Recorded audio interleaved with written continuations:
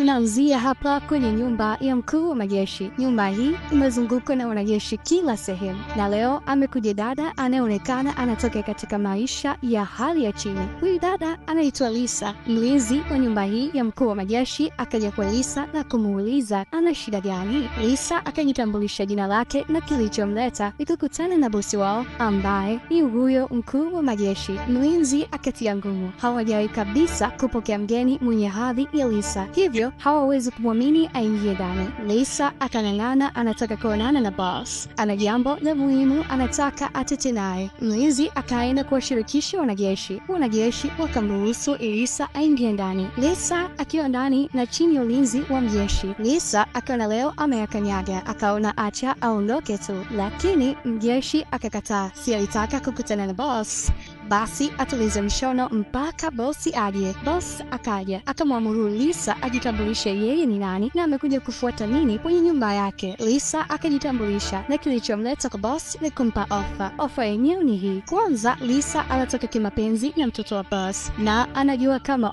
ukijua kuwa mtoto wa mkuu wa majeshi anatembea na mwanamke kapuku itamchafulia gazeti. Kwa hiyo kilichomleta ni anataka alipwe ili asivujishe hizo taarifa. Baba akavuta pumzi. Unataka nikulipe ili uachane na mwanangu? Haya, unataka nikupe kiasi gani? $5,000,000. Tena Lisa aliwazidi kujichanganya ni baada ya kumpiga mkora mzito boss, eti asipomlipa ndani ya dakika 2 kutoka sasa atabadili mawazo. Boss akamwangalia msaidizi wake aitwa Nancy na kumtaka akamuite huyo mtoto wake ambaye anaitwa Scott. Lisa kusikia mhusika anaitwa, akaomba kuondoka. Kwa bahati mbaya leo hatoki mtu hapa. Scott mwenyewe ndio huyo hapa amelala. Nancy akabisha hodi na kumwambia Scott kuwa baba yake anamuhitaji, kuna jambo la muhimu sana anahitaji kuzungumza naye. Scott akaja sableni na kumuuliza baba yake, kwani kuna shida gani? Boss akamjibu, mwanamke wako amekuja hapa, amesema inabidi nimlipe ili muachane. Scott akashtuka, kwanza hii sura yenyewe hajawahi kabisa kuiona tangia zaliwe. Scott akamtimua Lisa. Lisa akiwa nje akaomba apewe hata begi lake, lakini wanajeshi wakamtimua. Huku nani Nancy akaliona hilo begi la Lisa, lakini baba akaliomba hilo begi la Lisa apewe yeye, ana kazi nalo muhimu sana. Huku kwa Lisa ni majonzi tu, mipango yake yote imefeli. Ndugu wake Lisa aitwa Jane akaja. Jane kazi yake kubwa ni kufanya usafi kwenye nyumba mbalimbali. Jane akamuuliza dada yake ana shida gani, lakini Lisa ataki story nyingi, akamtaka Jane afungue mlango wa nyumba yao waingie ndani. Wakiwa ndani, Lisa analalamika kwa Jane, amechoka kuhangaika kama mwendawazimu, au ameandikiwa kufa akiwa maskini, maana kuswali ameshaswali sana, lakini hakuna nuru yoyote iliyotokea kwenye maisha yake. Jane akampa moyo Lisa asikate tamaa, muda wao utafika. Lisa hataki kusikia hizo habari za miujiza, akakiacha iko chakula chenyewe na kuondoka zake. Huku kwa Scott amepata ugeni usio rasmi kutoka kwa dada aitwaye Anna. Scott hampendi hata kiduncho Anna. Scott akamuuliza Anna kilichomleta ni kipi, ili hali hajapigiwa wala kukaribishwa na mtu yeyote. Anna anasema amemmisi sana Scott na ndio maana amekuja. Anna akazidi kujilengesha na kuanza kumvulia nguo Scott, lakini Scott ndio kwanza akampa dakika 5 tu Anna avae nguo asepe. Leo Lisa akarudi nyumbani kukina Scott, na awamu hii amerudi kwa ajili ya begi lake aliuliachaga. Mlinzi akatia ngumu tena, Lisa haingii ndani. Lisa naye akagoma, haondoki mpaka apewe begi lake. Wakiwa kwenye mzozo, Scott akaja na kuuliza nini tatizo. Lisa akamwelezea kilichomleta ni begi tu. Scott akaamuru Lisa afunguliwe, akaliangalia begi lake. Lisa anaingia ndani, lakini anaomba geti lisifungwe kisiji kikawaka akose pa kukimbilia. Lisa akiwa ndani akatafuta begi lake kila kona na asilipate. Akamwomba Scott amruhusu akaangalia sehemu nyingine. Scott akamuuliza Lisa kwani kuna sehemu nyingine aliyoenda tofauti na sebleni. Wakiwa bado wapo kwenye mzozo, baba akaja. Baba akamwomba Scott amwachie hii show.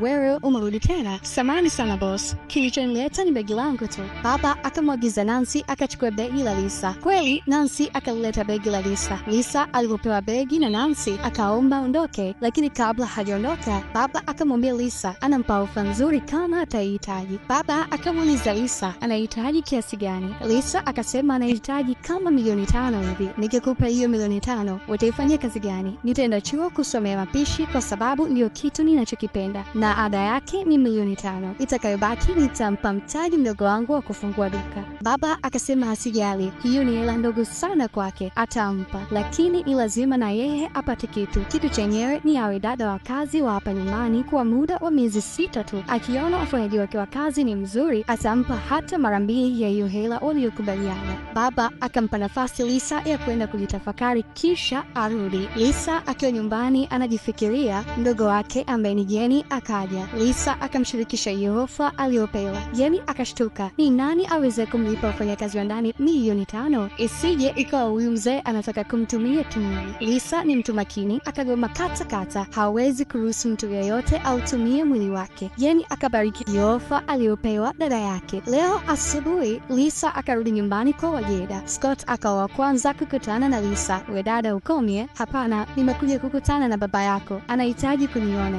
Kweli? Mimi ningekuwa ni wewe ningekuwa makini sana. Lisa alipoingia ndani akakutana na baba na kulalamika kwa kile alichofanyiwa na Scott hapo nje. Boss, ashakumsi matusi, mwanao amekuwa akininyanyasa sana. Usije ukamwita mwanangu mnyanyasaji. Samani boss, lakini ananinyanyasa, ananikejeli kila anaponiona. Maumivu yanaweza kukufanya ufanye mambo usiyoyapenda. Maumivu? Bosi, tafadhali kama utojali, naomba nikuulize, nini kilichomkuta Scott? Amempoteza mke wake. Mke wake alifariki kwenye vita na yeye ilibaki kidogo tu afe. Tokea hapo miaka 7 iliyopita mpaka leo hajawahi kuwa wa kawaida. Nataka awe sawa, nataka awe na furaha, nataka awe tena na awe na watoto. Mpaka hapo Lisa akajua ni kipi kinachomsumbua Scott. Lisa akaja kumhadithia hiyo story Jane. Jane akamwonea huruma sana Scott, lakini Jane akamtania Lisa. Wakuta mke anayetamani baba awe na Scott ni yeye Lisa. Lisa akasema hata kitokea ametongozwa na Scott, basi atamwambia Scott kuwa ana mdogo wake ni mrembo kuliko yeye. Siku ya kwanza kazini kwa Lisa ikaanza. Nance akamwonyesha chumba Lisa, akamkaribisha na kumpa baadhi ya maelekezo, na kama kuna kitu tahitaji asaidiwe basi amwambie. Baada ya kupumzika, baba akamwita Lisa. Baba alishaandaa mkataba kati yake yeye na Lisa. Baba anataka makubaliano walioyaweka yawe kisheria kabisa. Lisa hakutaka hata kusoma huo mkataba, akasaini haraka. Baadaye Scott ametoka kazini na kumkuta Lisa yupo nyumbani. Akamuuliza Lisa, kwa nini uko hapa? Mimi ni mfanyakazi mpya hapa. Mfanyakazi?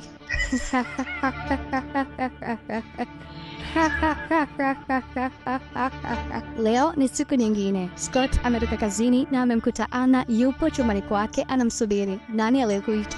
Babe, napambania penzi letu. Najua baadaye utanipenda tu, lakini ninachotaka ujue ni kuwa hisia nilizonazo juu yako ni kubwa sana. Lakini una shida gani Scott? Wakati Anna anajimaliza kwa Scott, mlangoni Lisa anabisha hodi. Scott alipofungua mlango akamuuliza Lisa kilichomleta chumbani kwake ni nini. Lisa akamwambia Scott amekuja kumuuliza kama atahitaji chochote kabla hajaenda kulala. Scott akamjibu kwa dharau. Lisa akafunga mlango. Leo asubuhi Lisa akiwa jikoni akawa anaongea na Jane kwa njia ya simu. Lisa akanamwambia Jane Scott ni mbinafsi na anadharau sana, hawezi kuwa na mwanaume kama huyu. Kumbe wakati anaongea hayo Scott alikuwa akimsikiliza. Kwa hiyo unaacha kazi zako unakaa kunifuatilia, si ndio?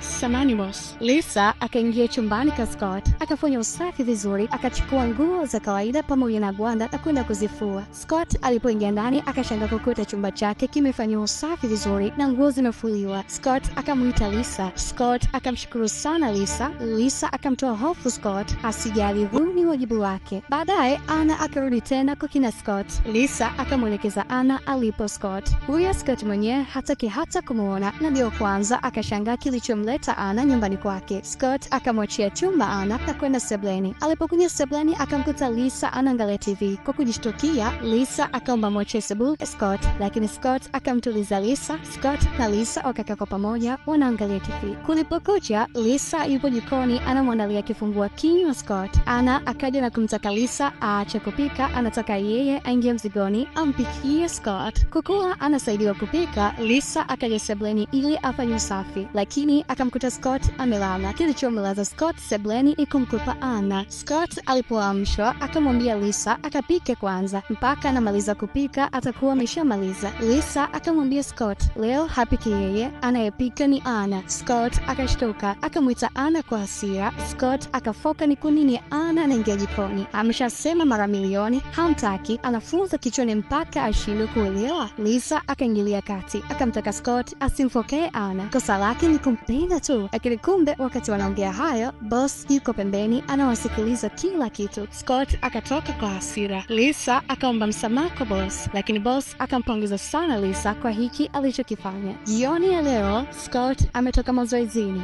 Lisa akamwambia Scott amemwandalia chakula chake pendwa. Scott akajifikiria, lakini akaona ngoja kwanza akaoge kisha ndio aje mezani ale hiko chakula. Akiwa mezani, Lisa akaomba radhi kwa kile alichokifanya. Scott akaonja kwa chakula anachokipenda alichopikiwa na Lisa. Scott akakisifia chakula, lakini licha ya chakula hiki kuwa kitamu, ni chakula ambacho alikuwa anapikiwa na marehemu mke wake. Scott akaenda mbali na kumhadithia stori za marehemu mke wake. Huu ndio ukawa ufunguo wa ukaribu kati ya Scott na Lisa. Na usiku ulipoingia, Scott akamwalika Lisa kunywa wine. Scott na Lisa wakanywa na kupiga stori, na ziliposhuka chini wakaanza kujijuana. Asubuhi kulipokucha, boss akamwita Lisa. Lisa akajua hapa nishachoma, lakini ndio kwanza baba akaanza kumpongeza kwa kumpa furaha Scott. Baba akakumbusha mkataba wake na Lisa, mkataba wa kufanya Scott awe na furaha. Kumbe wakati wanaongea hayo, Scott mwenyewe alikuwa akisikia. Scott akahisi Lisa anipendi, anatumiwa na baba yangu. Scott akamwita Lisa na kumfokea kwa kile alichokisikia. Scott akamfukuza Lisa. Scott akaja kumalizana na baba yake. Sasa akafoka ni kwa nini anampangia maisha yake yaweje. Yeye sio mbwa, na yeye ndio sababu ya kifo cha mke wake, kwa maana alimtuma mke wake aende vitani. Baba yakampalia akajuta kumsaidia mwanae, huku kwa Lisa ni vilio tu. Lisa akamtuma Jenny arudishe pesa alizopewa na baba yake Scott kama malipo. Baada ya Scott kupokea pesa zilizorudishwa na Lisa, akamzodoa baba yake. Walidhani kila mtu atanunuliwa na pesa.